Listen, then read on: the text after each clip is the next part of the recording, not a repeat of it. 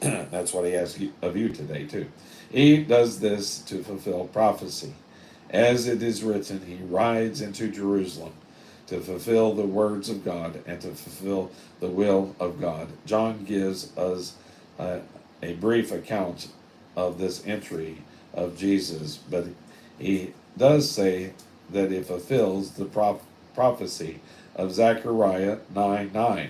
Rejoice greatly, O daughters of Zion. Shout, O daughters of Jerusalem. Behold, thy king cometh unto thee. He is just and having salvation, lowly and riding on an ass, and upon a colt and a foal of an ass.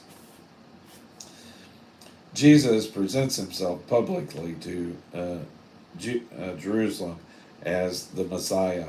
They acclaim him with Hosanna, blessed is the King of Israel that cometh in the name of the Lord. What will Israel do with their king? They will crucify him.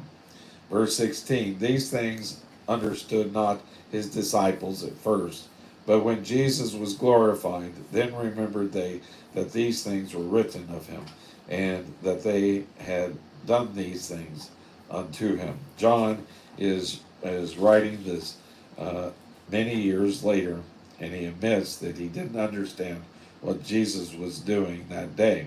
Probably he asked James and Peter and Andrew, and they didn't understand either. Mary was the only one who had entered into his death. The others didn't understand until after his death and resurrection. Then Jesus was glorified. Then remember they that these things were written of him. In verse 17 through 19, the people therefore that was with him when he called Lazarus out of his grave and raised him from the dead bear record. For this cause the people also met him, for that they heard that he had done these miracles. The Pharisees therefore said among themselves, perceive ye how ye prevail nothing? Behold, the world is gone after him. Here's a situation loaded with dynamite.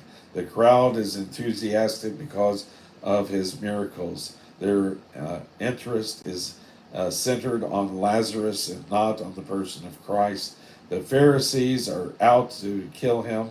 Jerusalem is crowded with people for the feast. Obviously, Jesus Christ could have had the crown without first going to the cross. Jesus Christ could have had the crown without going to. However, if he had gone directly to the crown, if he were the ruler today, you and I would never have been saved. He had to go to the cross to save you and me. Although this was a brief moment of triumph before his death, it was not his triumphant entry.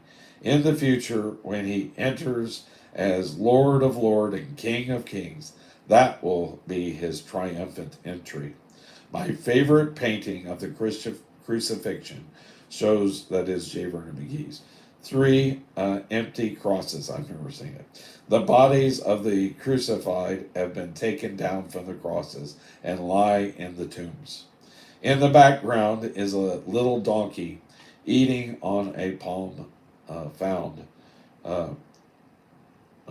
frond.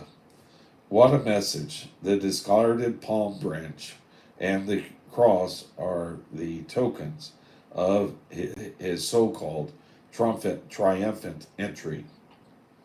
Where is the crowd that cried, Hosanna, blessed is the King of Israel that cometh in the name of the Lord?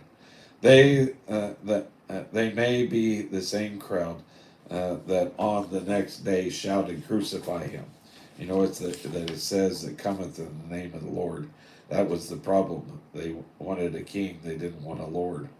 And many of you have that problem. You don't want a Lord over your life. Now they are gone, and he is in the tomb. You see, he offered himself to them publicly as their king, but he was rejected even as their king. And as we tend to reject him